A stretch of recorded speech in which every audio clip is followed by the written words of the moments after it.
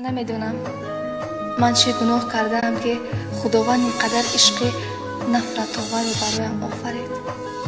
چرا با این محبت عاری از لذت عذاب میدهد؟ برام خیلی باعث تأسف است که نتوانستم موفقیت ها رو به دست بیارم بجز بدبختی ها. میدونم برایت هیچ کس نیستم، اما خواهش میکنم فراموش نساز که تو برایم همه کسی. آخر خیال‌های شیرینت مرا وادار می‌سازد امید به فردای زندگی دروغ ببندم. نمیدونم چرا دوستت می‌دارم. عجیب است آخر. ببین باره هم یاد ندارم مرا با لحن شیرین صدا کرده باشی. باره هم سخن شیرینم نگفته ای. نبود لحظه ای که نوازشم کردی. پس چرا دوستت می‌دارم؟ گاه میشود لحظه ای که تصمیم میگیرم دوستت نمیدارم. خیال‌های زیاد گرد نظرم چرخ میزند. نخود نفری که حداقل باره هم یادش نمیآیم برایش هیچ اهمیتی ندارد من کیم باز دوستش میدارم. نه، او دیگر برام هیچ کس نیست.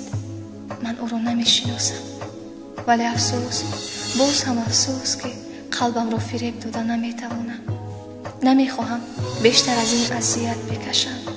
به خدا نمیخواهم. من خیلی زیاد میترسم که در نیمه راه زندگانی با این عرف و عادتم سخت حیران میشوم و بعد از چندین روز و ساعتی با هم نشستن ها در خود دور میمانم از شاهراه تو. باز تو را از دورهای دور یاد میارم. باز به یاد حسن ناتکرارت تکرار و تکرار خواهم ساخت. تسلای دلم انا همان راه و رسم تو با بیقراری راه پاییدن است. تا باقی بودن نفسم خواستگاری فراموش کردنت نیستم گرچند دوری از نظرم. سخنهای از زبان شیره‌دارت شنیدم. هر لحظه گوش و قلبم را نوازش میکند. اگر عمری دوباره از فیض دیدارت خداوند ببخشدم خیلی نیاز داشتم چشمانم را مقابل چشمانت نگه دارم تا لحظه جسم و روحم آرام گردد. من تا آخرین نفسم دامنگیر تقدیرم. چرا منو به جای آن نفری که دوستش می‌داری نمی‌آفرید؟ چرا آخر؟ چرا؟ از فرجام میترسم. به خدا میترسم. ناخن تقدیر را نباید گذاشت که تار سازی ما را کنده کند. میدونم که خیلی سخت است در نیمه راه ناهموار را طی کردن، اما چه اهمیت دارد که فصل نظر ما روی بهار را نمی‌بیند؟ آخر چرا میگذاریم که بروی ره ما خار و خس روید؟ چرا بال و پرمان را از قفس بیرون نمی‌سازیم؟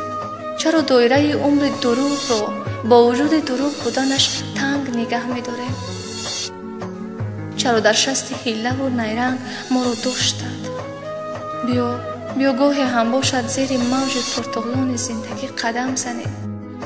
میشود لحظه مهر خاموشی را در زبانم میزنم. باعث تعجب است که قدرت محبت اینقدر بزرگ است میتواند در تمام قاف و گره ها را گشاید. برایم خیلی ارزنده ای.